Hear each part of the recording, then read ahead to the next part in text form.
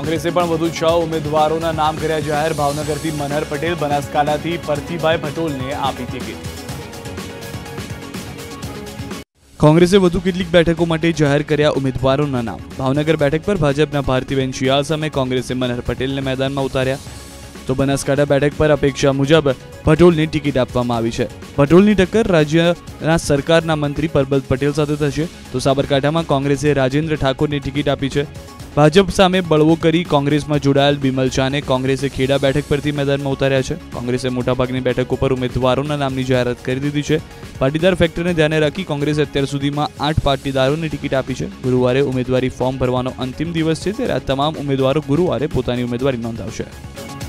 વાત બનાસકાંઠાની કરીએ, જ્યાં આગળ પરથીભાઈ ભટોલને કોંગ્રેસે ઉતાર્યા મેદાનમાં, તો ભાજપના પરબત પટેલ સામે ટકરાશે।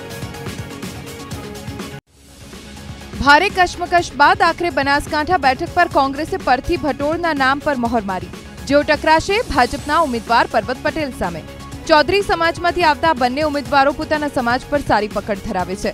સતત 25 વર્ષ બનાસ ડેરીના ચેરમેન પદે રહેલા પરથી ભટોળ સહકારી ક્ષેત્રમાં સારી પકડ ધરાવે છે। પરથી ભટોળ ગુરુવારે ઉમેદવારી પત્ર ભરશે।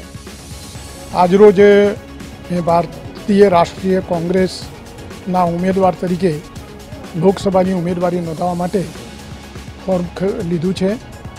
આવતીકાલે હું ફોર્મ ભરવાનો છું। કોંગ્રેસના તમામ કાર્યકર્તાઓ અને અમારા ટેકેદારો સાથે આવતીકાલે ઉમેદવારી નોંધાવીશ।